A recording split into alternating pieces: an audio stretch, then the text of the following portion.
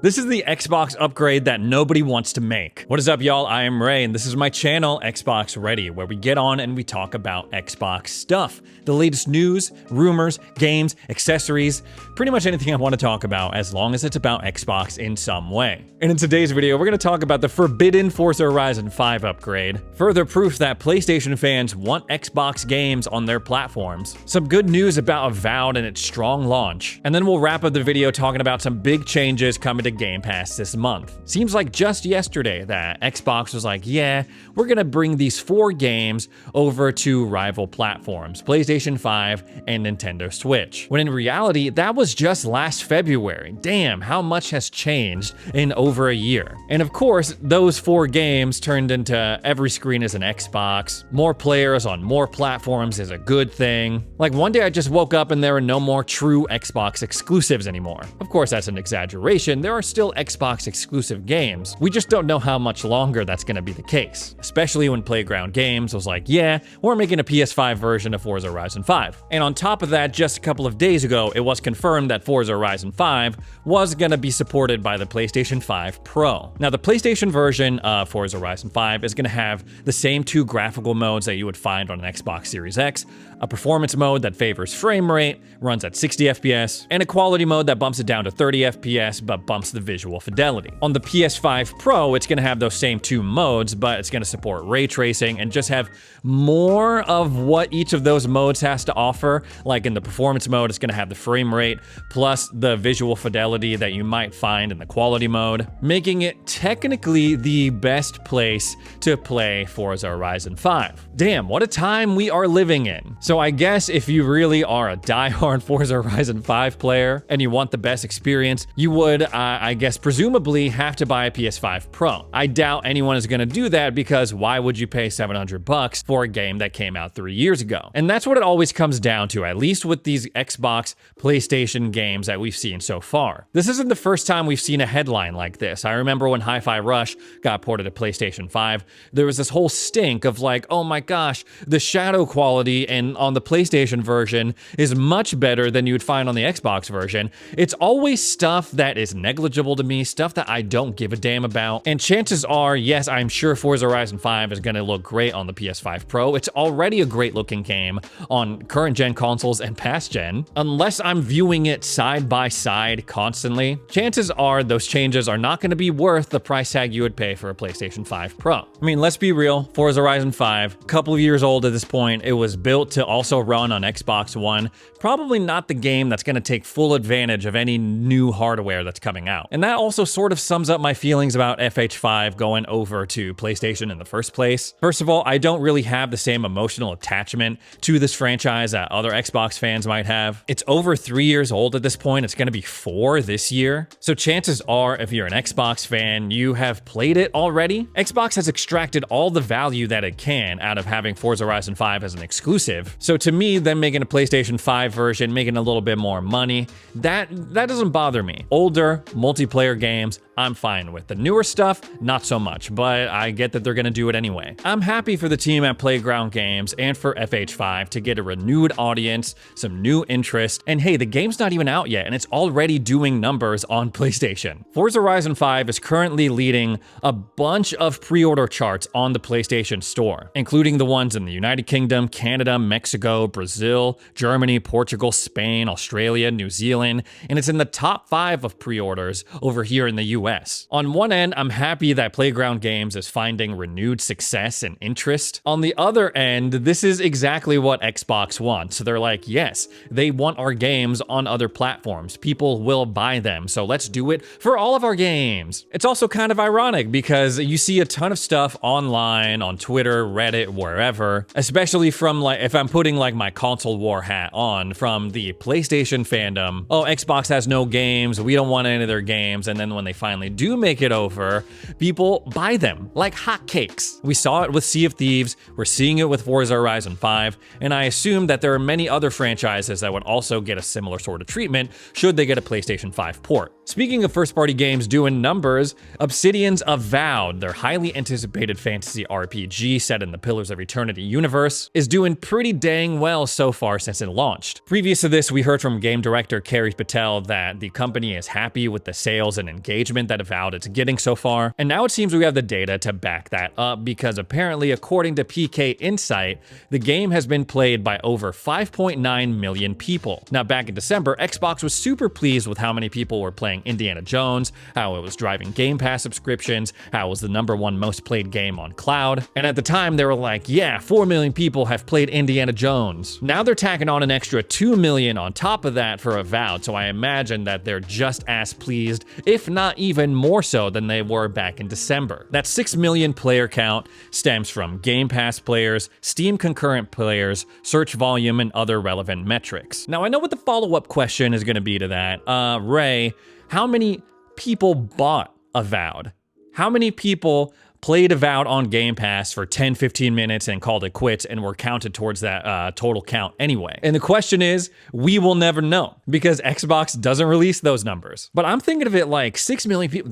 That's a good amount of people, man. If I made a video, whether it was for Instagram Reels, TikTok, YouTube, and it got 6 million views, I'd be like, hell yeah, that is a major success. Even if it's not making money hand over fist, from an artistic perspective, if I'm, putting myself in the shoes of a developer that's worked on this game, I feel as though seeing like the 8 of 10, 9 of 10 reviews that it's getting, that's gotta be awesome for you. To me, it makes sense that why Avowed would draw more players than Indiana Jones. Fantasy RPGs are hot right now. I don't know what to tell you. People like swords, people like sorcery. I feel like that's a much easier pitch to someone than, oh, Indiana Jones, where you walk around, you do some platforming, you solve some puzzles, and it's more like a movie. Still, there's a lot of split opinions about Avowed. I was just talking to my buddy the other night. He was like, yeah, I played Avowed and I got through the tutorial and I returned it because this is just not a $70 game to me. It's more like a $50 game. And you know what? I don't blame them. In this crazy economy, man, especially over here in the US, if you don't think something is worth $70, then that's it. This is really great news that coincides with an update that Obsidian just dropped for the game. It details a lot of bug fixes that were preventing quests and doing certain things in the game,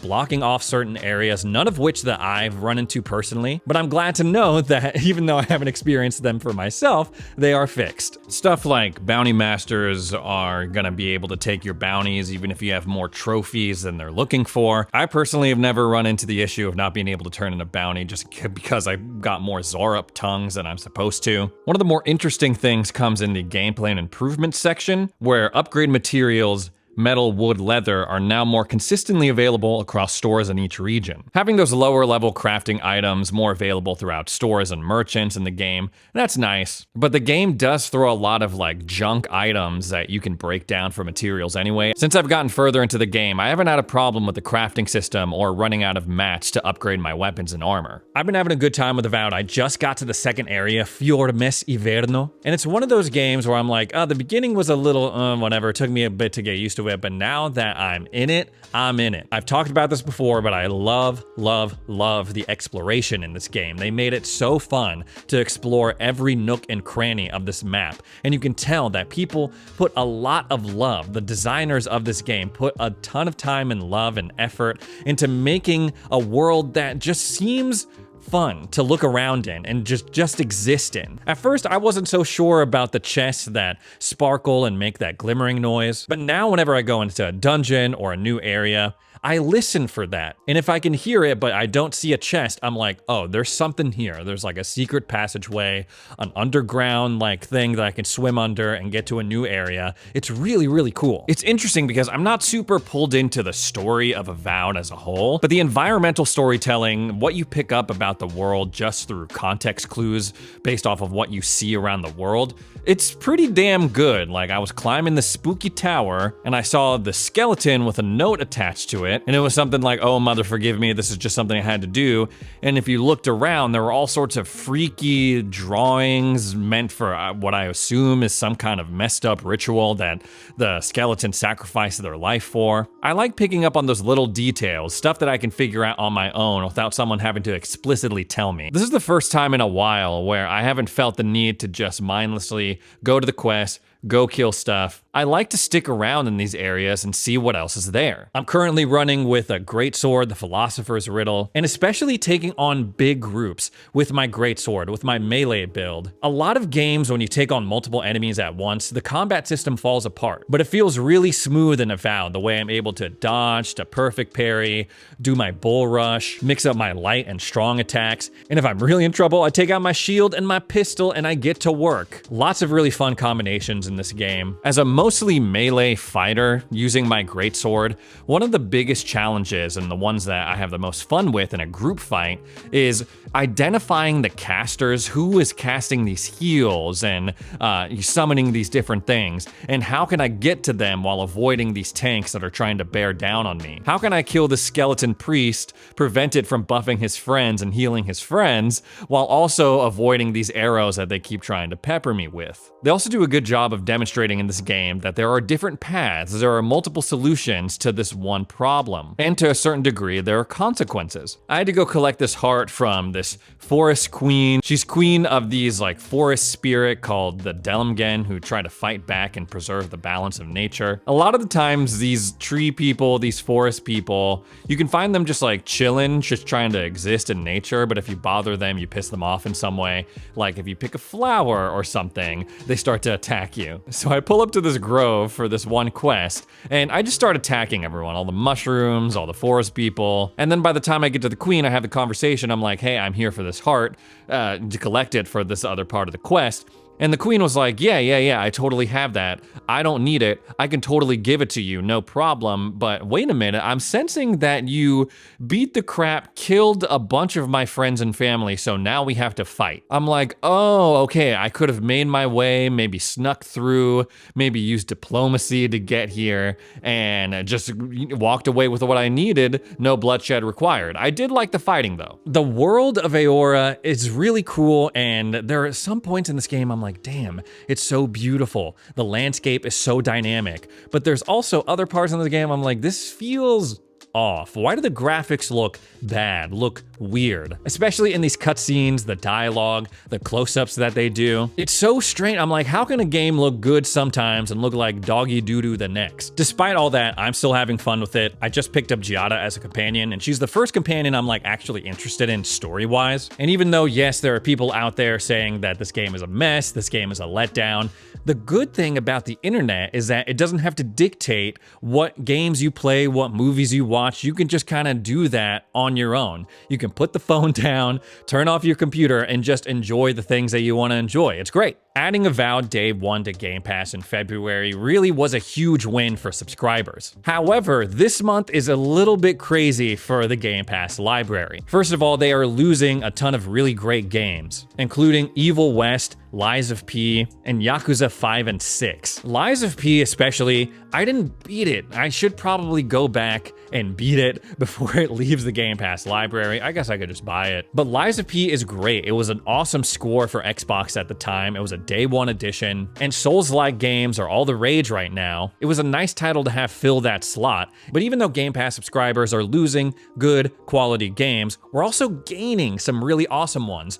One of those games is Atomfall, which is a first-person survival action game based in a post-apocalyptic alternate version of England in the 60s. They actually just released a deep dive trailer of this about a week ago, and there are a lot of elements that are probably going to seem familiar to people. Oh, it's kind of like Fallout. Oh, it's kind of like We Happy Few. Oh, it's kind of like Stalker 2, that post-apocalyptic survival shooter. But one of the things that caught my attention in the deep dive, something that I feel like could set it apart from all of those other games, is this idea of authentic investigation in the game, non-traditional questline progression. In the deep dive, they're saying, yeah, if you want to solve a problem, look further into a mystery, you would have to investigate it for yourself, follow multiple leads, and sometimes you might follow a lead and it'll lead nowhere, which I feel like at first would be pretty frustrating if you're just used to games pointing you to a quest marker and saying, go here, pick this up, kill this thing, and then come back. But if they pull it off, this could really set this game apart from its competitors and really make it a standout experience versus constantly being compared to these other games. Outside of that, the deep dive showed off what is pretty standard in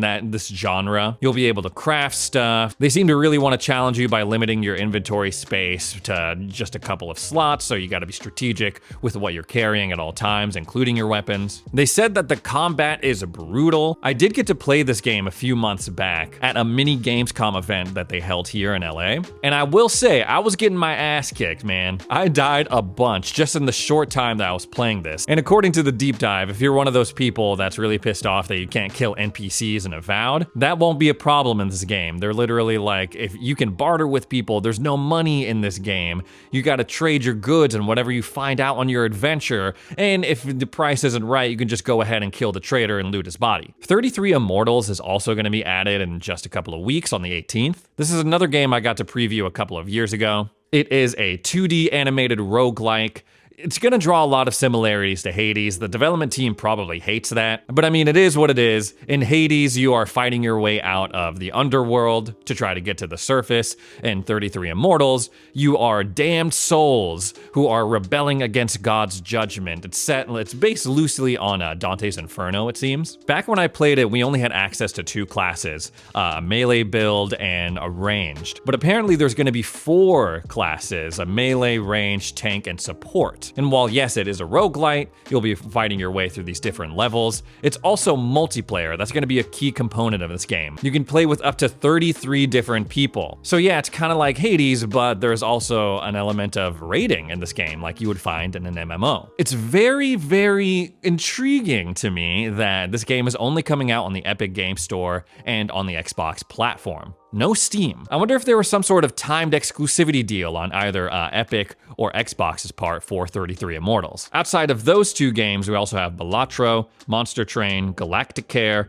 One Lonely Outpost, Enter the Gungeon, and Mullet Mudjack coming to Game Pass in the month of March. Overall, I really had fun with Game Pass in February. I'm splitting my time right now between Avowed and Monster Hunter Wilds. March is shaping up to be a good month as well, and then after that, we'll be getting South of Midnight, into Doom the Dark Ages, and then boom, June Showcase is gonna be here, and I'm sure they'll have a ton more to reveal. Anyways, guys, that's all the Xbox stuff I have to talk about today. Thanks so much for joining me for another edition of Xbox Ready. If you made it this far into the video, consider subscribing. Help me on my journey to 200,000 subs. Thanks again for watching, and we'll see you in the next video.